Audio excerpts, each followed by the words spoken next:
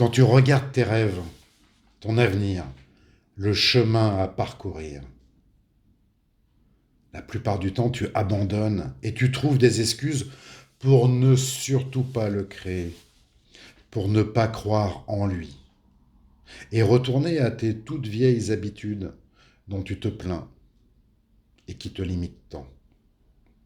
Ta vie a été difficile, tu as peur de tellement de choses. Ta vie n'est pas celle que tu souhaitais, rien ne fonctionne, tu n'as pas confiance en toi, tu n'es pas capable, tu n'es pas assez intelligent, t'as pas de mémoire, tu n'arrives pas à te concentrer. Tu as perdu quelqu'un et ça te met complètement à l'arrêt. Les autres te disent que c'est impossible, que tu n'y arriveras jamais.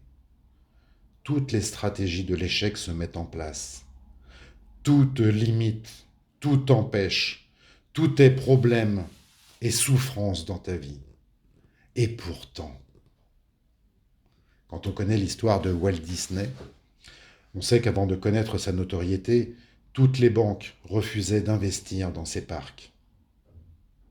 Charles Aznavour, avant de devenir ce grand chanteur international, a été considéré comme une personne sans aucun charisme avec une voix totalement pourrie.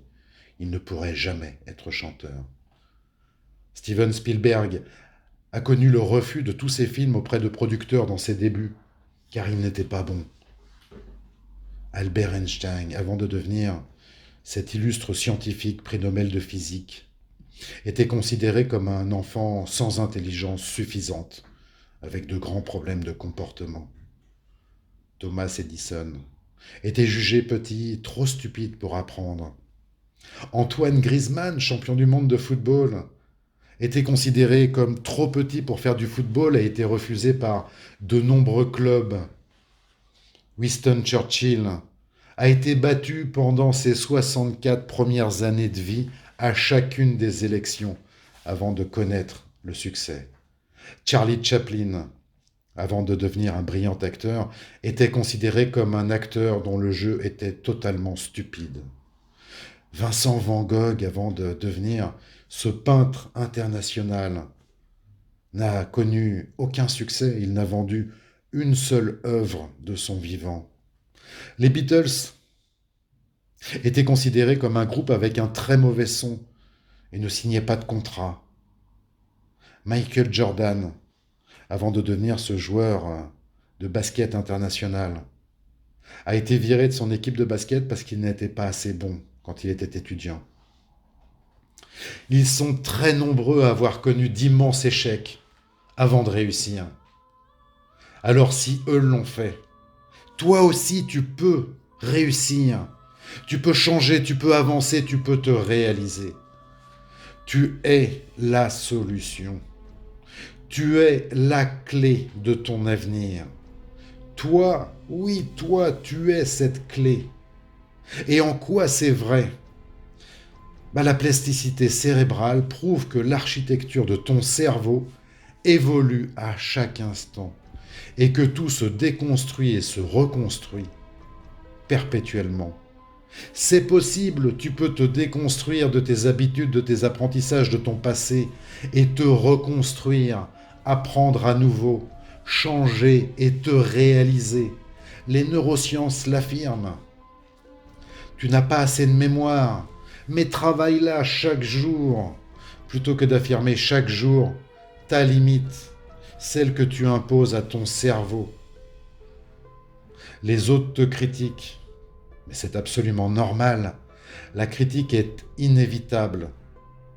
Nous avons deux hémisphères qui font que certains sont très créatifs et d'autres très logiques et voient le monde différemment. Ils ont des croyances différentes, des expériences, des apprentissages différents dans leur vie. Un vécu parfaitement différent du tien. Leur monde est différent du tien. Mais s'ils se limitent en croyant que c'est impossible ou que tu n'y arriveras pas, pourquoi tu les imites? Pourquoi imites-tu ceux qui considèrent les choses ainsi?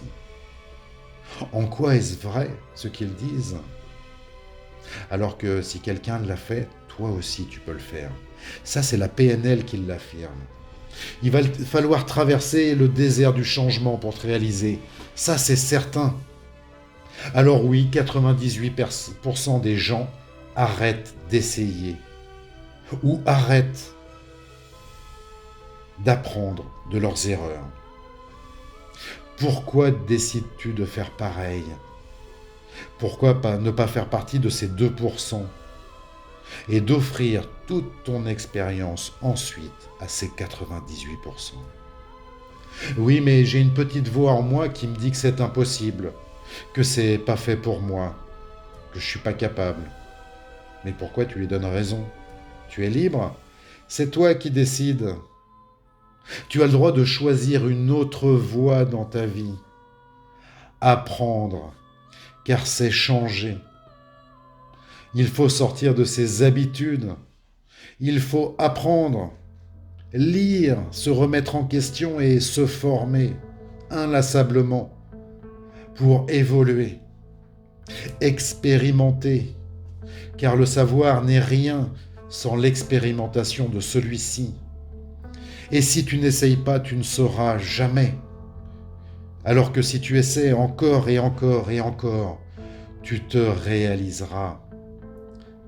Échouer, car c'est finalement la plus grande de toutes les réussites en termes d'apprentissage. Sans échec, tu ne te remets pas en question et tu n'apprends pas de nouvelles choses. Alors échoue encore et encore et encore pour continuer à apprendre. Tiens le cap, car c'est ta vie. Ta vie à toi, elle est unique, elle est précieuse. Ou alors, tu découvriras que tu apprendras la veille de ta mort pour regretter tout ce que tu n'as pas fait, tout ce que tu n'as pas décidé. Pourquoi ne le fais-tu pas maintenant? Tout de suite, à cet instant, tu es totalement libre de reprendre ta vie parfaitement en main, de te motiver, d'être déterminé et de décider d'avancer. Traverse le désert. Ce désert va être pénible. Traverse-le encore et encore. Accroche-toi. Garde le cap. Sois déterminé à vivre ta vie.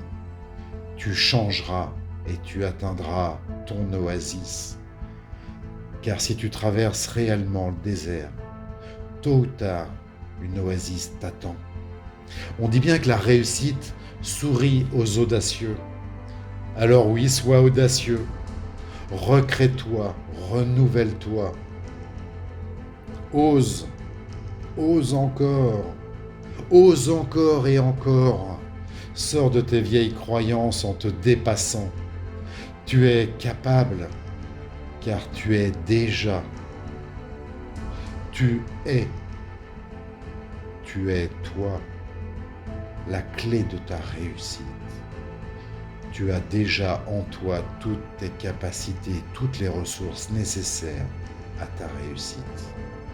Utilise-les, déploie-les, vis ta vie.